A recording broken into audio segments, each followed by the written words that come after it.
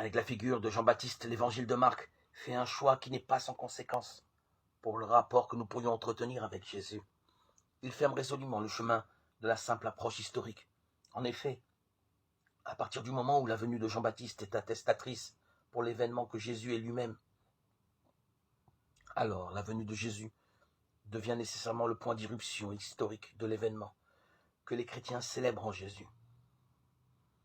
Mais comment associer un événement historique et l'événement atemporel qui donne son contenu à la foi?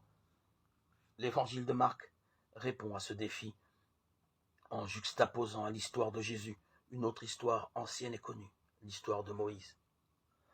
Or, en ces jours-là, Jésus vient de Nazareth en Galilée, Marc 1,9. Tout se passe comme si le texte nous informait que Jésus est bien venu un jour. En fait, nous sommes devant une réplique parfaite de la formule avec laquelle le livre de l'Exode raconte la première sortie de Moïse.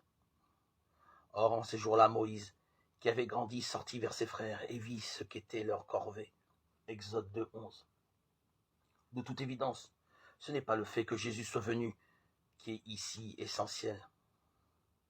L'histoire de Moïse se superpose à l'histoire de Jésus pour que le choc de ces deux histoires donne à la venue de Jésus une toute autre identité, une toute autre densité que son poids simplement historique.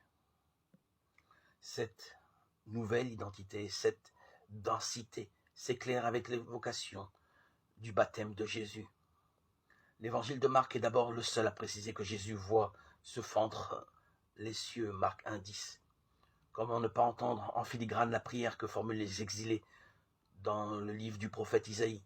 Ils implorent Dieu qui leur fait goûter le salut, comme il l'a fait au temps de Moïse. Où est celui qui a mis en Moïse son Esprit Saint? Où est celui qui a fait resplendir son bras, qui a fendu la mer, qui les a fait avancer dans l'abîme de la mer?